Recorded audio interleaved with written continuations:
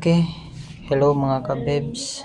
Welcome again sa ating Bebs TV channel.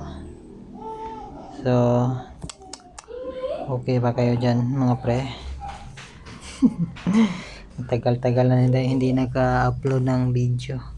So, bagong tutorial natin ngayon is paano tayo mag-my day ng long duration na video sa Messenger. So ito yung specific tutorial natin. So sundan niyo lang po ako sa tutorial natin ngayon. So first open natin yung Messenger. So ayan. Ito gamitin natin to. Ito yung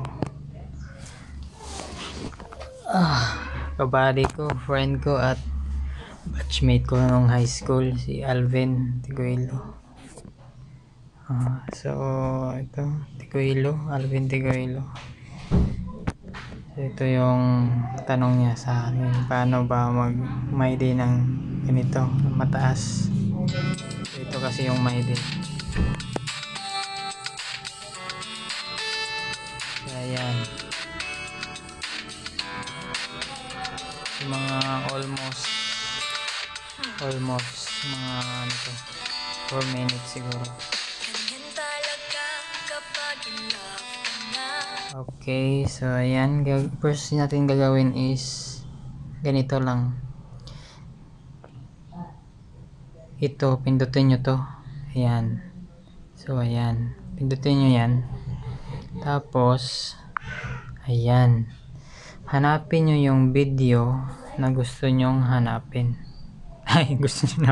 Gusto nyong i-my-day. So example, ito videos. So ayan, maraming videos, 'di ba?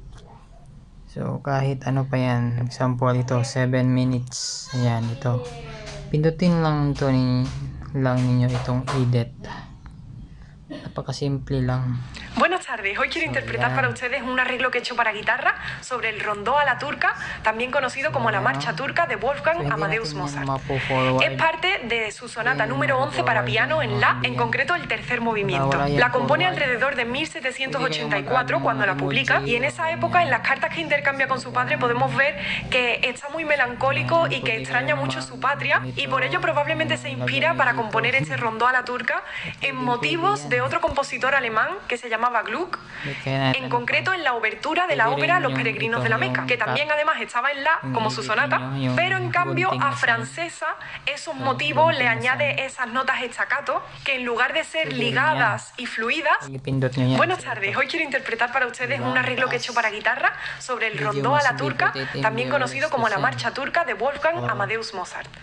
Es parte de su sonata número 11 para piano en La, en concreto el tercer movimiento. La compone alrededor de 1784 cuando la publica, y en esa época en las cartas que intercambia con su padre podemos ver que está muy melancólico y que extraña mucho su patria, y por ello probablemente se inspira para componer este rondó a la turca en motivos de otro compositor alemán que se llamaba Gluck, en concreto en la obertura de la ópera Los Peregrinos de la Meca, que también además estaba en La como su sonata, pero en cambio a Francesa esos motivos le añade esas notas staccato que en lugar de ser ligadas y fluidas importante is naka-on yung wifi ninyo or data. Y de esta forma consigue gustar a los parisinos y añadirle ese toque festivo y elegante de la época. No se parece mucho a la música turca porque para un occidental.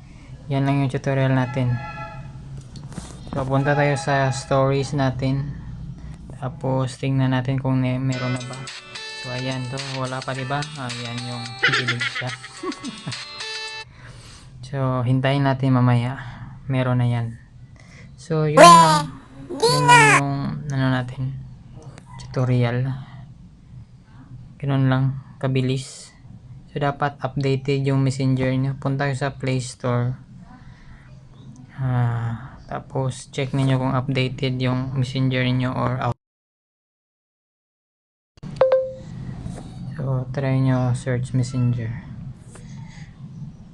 So ayan, so updated na yung messenger ko. hindi siya outdated, no? So open natin. So ayan, your story. So ayun, wala pa, hindi pa nag-load, pero hintayin nyo lang, mamaya okay na yan. Ganun lang kasimple. So thank you sa panonood mga kabebs.